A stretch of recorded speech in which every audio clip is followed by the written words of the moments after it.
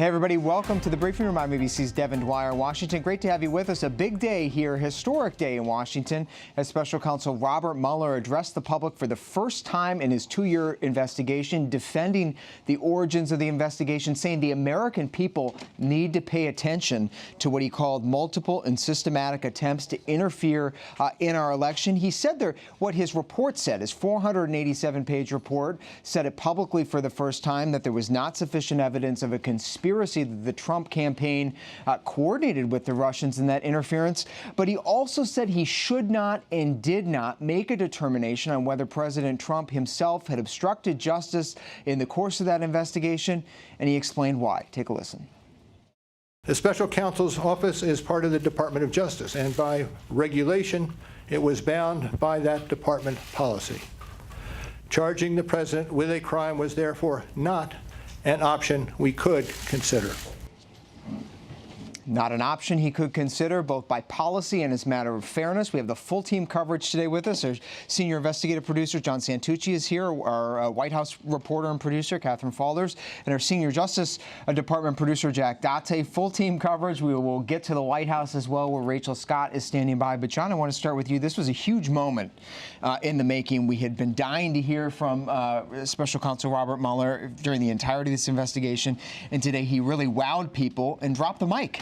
It was kind of stunning just to hear him speak. I mean, how many of us were saying that? I mean, Pierre Thomas actually had the best line. Just that moment of him walking into the room this morning at the Department of Justice was a wow factor for how long we've been covering this. It's caught you by surprise. Totally. I thought we were being lied to by one of our producers when we ran up here. I thought it was a joke. But, you know, listen, I do think it's going to be now where today gets us, right? Robert Mueller said he's done. In fact, he's really done. He resigned today from the Department of Justice. He has closed down the Special Counsel's office, and now this ball is going to go to Congress. And many of us had been waiting for Robert Mueller potentially to go up to Capitol Hill and testify. He said today, the report speaks for itself. The report is my testimony. And the line that everyone, at least in Congress, is seizing on today, Speaker Nancy Pelosi just addressed it, was this line where Special Counsel Robert Mueller said if he had confidence definitively that the president had not committed a crime, he would have said so, but he didn't say that. The order appointing me special counsel authorized us to investigate actions that could obstruct the investigation. We conducted that investigation, and we kept the office of the acting attorney general apprised of the progress of our work. And as set forth in the report, after that investigation, if we had had confidence that the president clearly did not commit a crime, we would have said so. We did not, however, make a determination as to whether the president did commit a crime. So he didn't make a determination, Jack, but you know Robert Mueller very well. You covered him in his years as FBI director. You also know the Attorney General, Bill Barr, Mueller's boss. Barr made a determination here, and there seemed to be some debate today as to whether Robert Mueller and Bill Barr were on the same page. Tell us about that. Well, you know, Robert Mueller stated his reasons for not making a determination, right? He had things like the OLC memo, you can't indict a president. And so he felt it was unfair to make a determination. He appears to be saying that whether or not the president could be prosecuted lives in this gray area, but he didn't necessarily have enough to make a criminal charge. But Bill Barr says he didn't have enough to make a criminal charge. He was able to look at the material and say, there's no crime that I see here that we could prosecute. And that seems to be something that the president is seizing upon. And Catherine Falders also leaving some room up on Capitol Hill for Democrats to jump on this, because Bill Barr is a political appointee making a political decision about the president's conduct. Democrats see it quite differently, and we heard that today from Speaker Pelosi and Leader Schumer. Yeah, we heard from Speaker Pelosi just moments ago. And look, she's still saying that all options are on the table when asked about impeachment. Now, of course, not coming out strong for impeachment, but look, you'll definitely definitely continue to hear from members, progressives, who are really pushing impeachment. So I think, that's still a big question. And then, look, the chairman of the Judiciary Committee, Jerry Nadler, didn't rule out whether he is going to move forward on a subpoena for Mueller's testimony. He seemed to waver a little bit on that. You saw him going through his notes when he was asked that question. But I think that's the other thing to look for, too. How do they move forward with Mueller, hearing from him or his investigators and deputies? And here's what House Speaker Nancy Pelosi said just moments ago at an event in California on how she plans to proceed today. Take a listen. Many constituents want to impeach the president, but we want to do what is right and what gets results. It gets results, Jack Date. This sort of seems to be and John, this is a stay-the-course approach by Democrats, at least right out of the gate. But where can this go from here? We've heard from Mueller. We've seen the 435-page report. Barr has made his determination, and it really sees to be left to a political question. I mean, even if we hear from it is very much a political question, and Mueller pointed to it today, as he did in his report. He says, that the opinion says that the Constitution requires a process other than the criminal justice system to formally accuse a sitting president of wrongdoing. That process is Congress. It's impeachment. It's their job to do it. It's their duty to do it. Will they take it up is the question. We spoke to Chris Christie earlier for our podcast, The Investigation, and what he said is that, in a way, in order to actually get some of the people to come and testify now, you kind of have to move towards impeachment, because what we've seen so far on Capitol Hill is Don McGahn being the first example that they've done this. The White House is using executive privilege not to allow him to go up and testify, as we've all been reporting out. When you get into impeachment proceedings, as Christie told us, this is where things change. This is where you don't get to hide under the veil of executive privilege. You do not get that as a blockade to what they're using.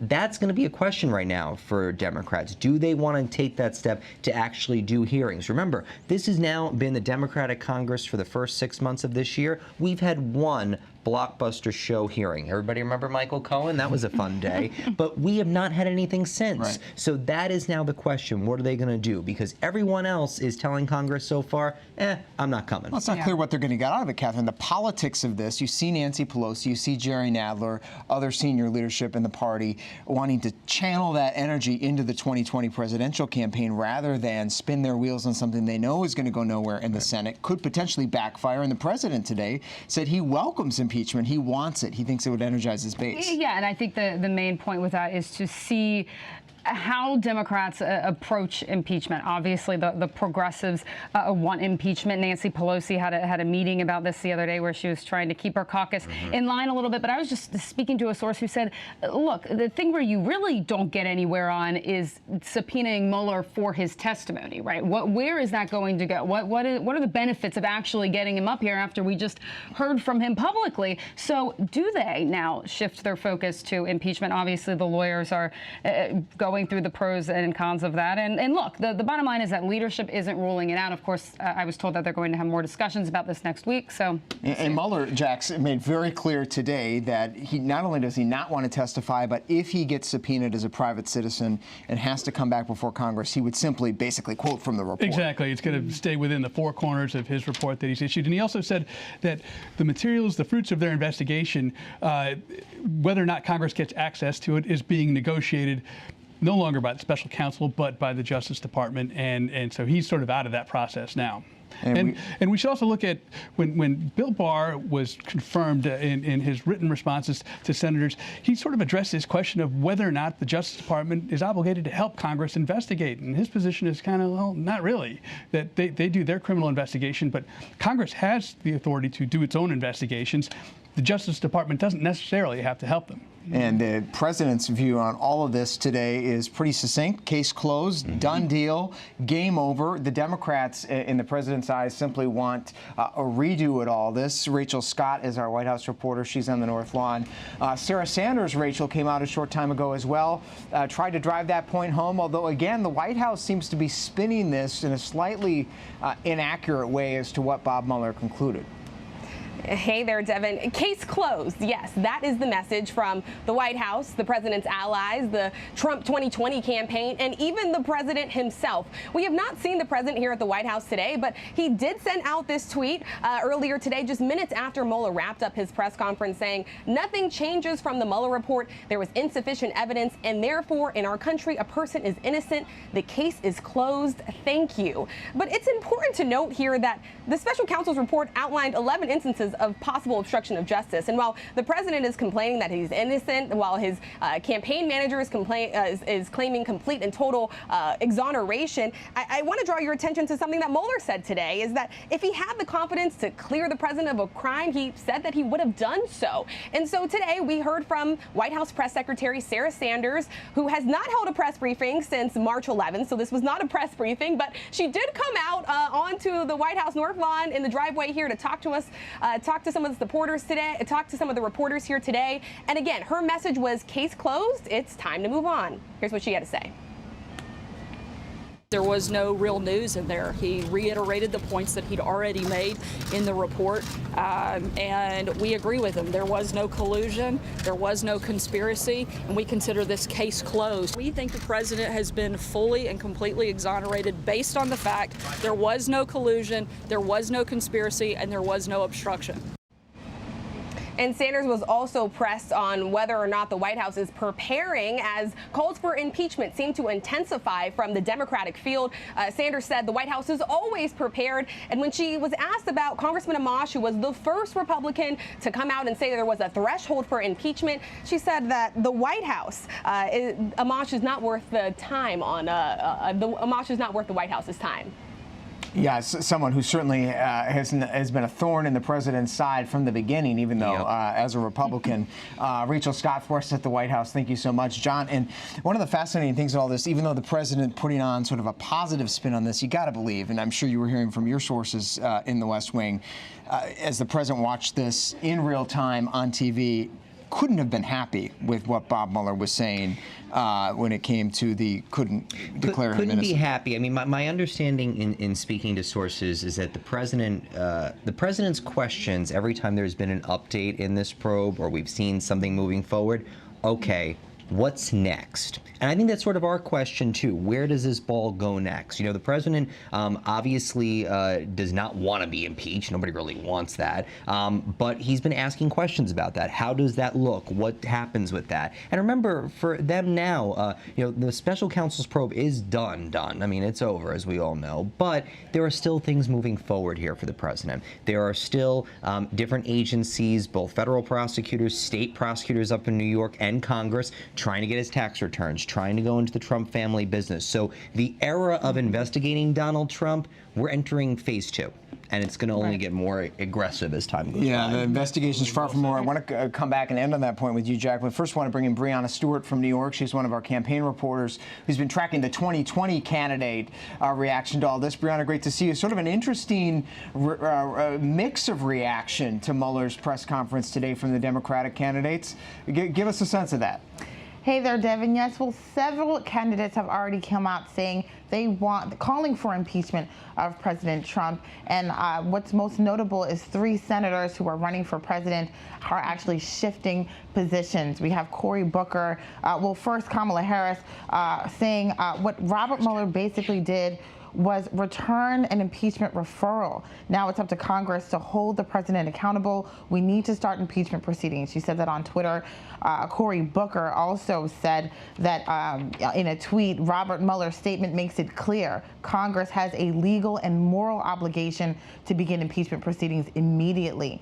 And just moments ago, Kristen Gillibrand also said that she is now shifting gears, saying that she wants to call for impeachment in a tweet saying, from the beginning, I have called for a proper process in order to secure key testimony and information related to the Mueller investigation so that Congress, as a co-equal branch of government, can fulfill its responsibility to deliver truth to the American people. So there are 3 senators running for president who are now shifting gears saying they want impeachment, but you do have some high-profile Dems who say, you know, let's hold off. Let's let the House continue to investigate. Joe Biden is one of them, siding with Nancy Pelosi, saying, you know, we have to wait and see.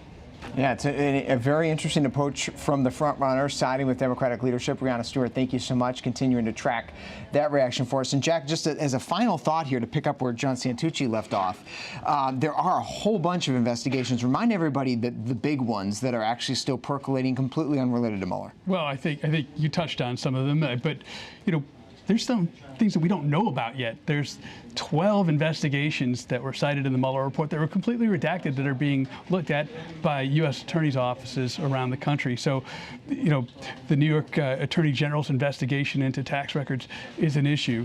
And there's also litigation that's ongoing that could create other problems, whether it's emoluments or other issues related to campaign expenditures, things of that nature. So there's a lot there that will continue. As he says, the phase 2 is. I'm coining it.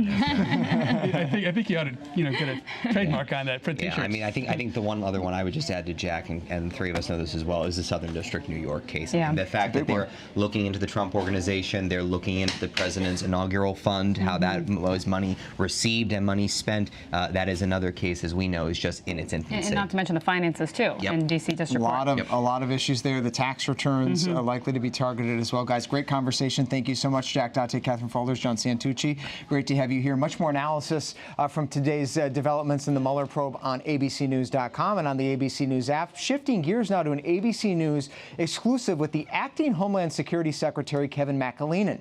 Our Matt Gutman traveled to Guatemala, where McCALEENAN was today, and joins us now live to talk about his exclusive interview. Matt, great to see you. So as the Trump administration is struggling to get their arms around this migrant crisis, you got a firsthand look at what they are doing to partner with Guatemala to crack down on these flows. Tell us about it.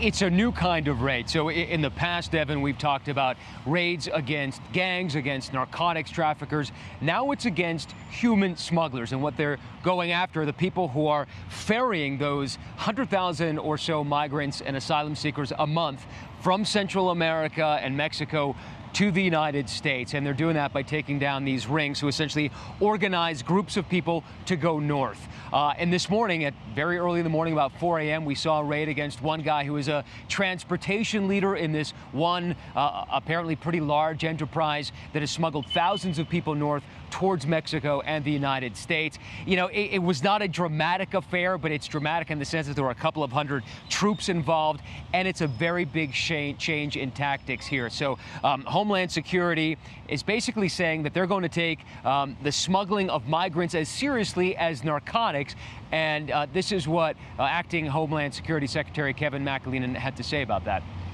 One of the things that we saw today in that raid was an HSI agent who told us that, A, he's been working on this for 2 years, and now that they intend to work these cases of smugglers as hard as they work narcotics cases. Right. I mean, that's why we're here. And that's the priority. That's why I'm here this time. It's an enforcement-focused visit. We signed a memorandum of cooperation with the Ministry of Government in Guatemala to go specifically after those transnational criminal organizations that are smuggling people, that are preying on the vulnerable families and kids of this region, and trying to offer them a journey that's fraught with danger and that doesn't result in safely and successfully being allowed to stay in the U.S. So we've got to work with them here to address these smugglers at the front end of the process. But does it? What percentage of that, you said that 40% of the apprehensions along the U.S. border with Mexico are Guatemalans, right? What percentage of those Guatemalans who cross the border actually stay in the United States? See, that's the problem, right? At the end of the day, even if they claim asylum, only about 10% will have a valid asylum claim. So these folks are not going to have a valid permission to stay in the United States. They will eventually be subject to removal, and that's a false promise that these smugglers are offering them, and they're giving up their life savings to try to jump on that. And so one of the things, Devin, that everybody's trying to focus on here is how to keep those migrants in Guatemala. And what we've learned is that a lot of U.S. aid has helped in that project. But as we know, that aid, because the president has called for it to be cut, has been cut. It's now frozen, they're calling it. And fiscal year 2019 is now waiting to be seen whether or not it will actually come here. But The Secretary heard a lot from NGOs and people saying that the aid has really helped keep people here, build civil society, improve conditions here to try to prevent migrants from heading north. Obviously, this is something that McCaleenan is assessing, and I kind of got the impression that he is going to try to convince the president that these programs work, and at some point in the future, it would be right to turn the spigot back on, Devin. Oh, that's really interesting, Matt, because that had been a very clear line drawn by President Trump a couple months ago. He wanted all the aid cut off down there, but your sense from McCaleenan is that he might actually support that, just like his predecessor supported that money to sort of get at the root causes of this. What were your other impressions of him just as a new secretary, someone who's taken on this role, thrust into the spotlight on a whim just a couple of months ago? He's a new secretary, but he's a veteran in terms of Customs and Border Protection, where he was commissioner.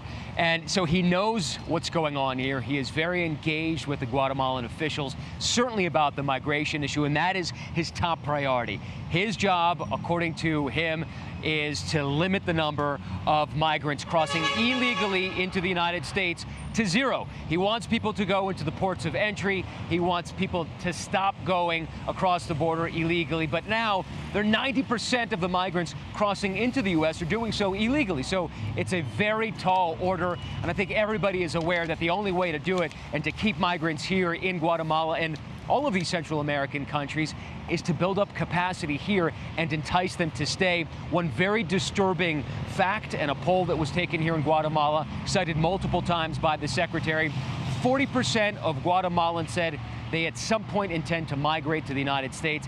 It's even higher, Devin, for people in the 18 to 45 age range. All right, Matt Gutman for us in Guatemala City, Guatemala, taking a close look at the root causes of some of those migrants flowing up to the southern border, and exclusive with the acting DHS Secretary Kevin McCaleenan. Matt, thank you so much for your reporting, for joining us live, and for bringing us the interview. Appreciate that very much. Shifting gears now, here back in Washington, our political director Rick Klein is here to talk about a couple of big political headlines today. Starting with this news from Senate Majority Leader Mitch McConnell overnight. Rick, a fascinating development. There he is, talking about Supreme Court justices. Top of mind for a lot of people is the aging bench could potentially see a vacancy in an election year. You'll remember famously in 2016, he blocked President Obama's nomination. But here's what he had to say just yesterday if we found ourselves in another vacancy situation in 2020. The American people may well elect a president who decides to nominate Judge Garland for Senate consideration. The next president may also nominate somebody very different. Either way, our view is this: give the people a voice in filling this vacancy. If the Supreme Court justice was died next year, what would you do? We'd fill it.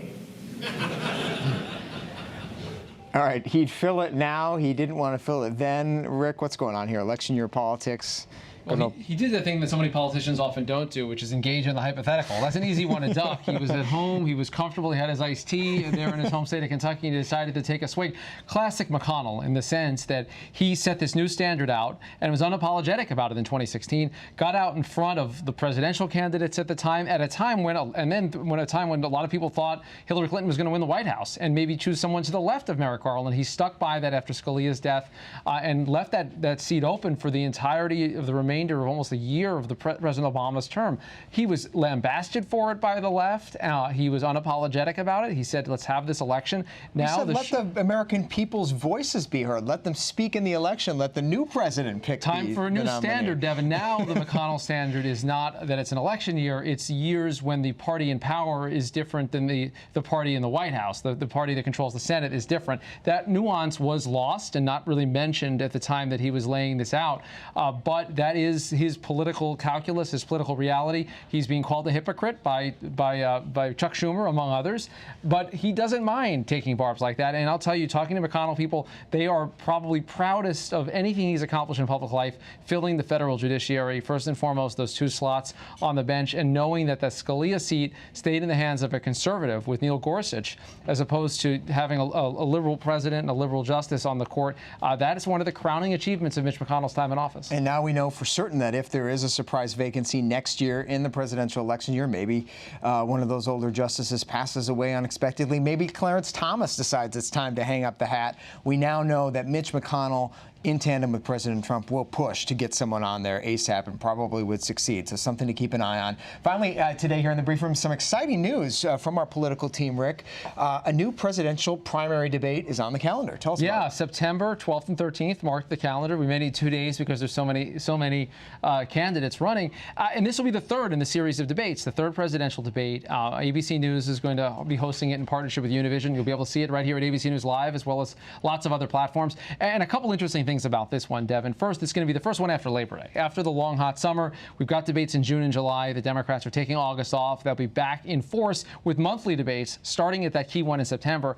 And for the first time, it's going to be significantly harder to get a podium. The Democrats try to make it as easy as possible for people to qualify for those first two debates, June and July. You need to only have 1% average in the polls and 65,000 donors.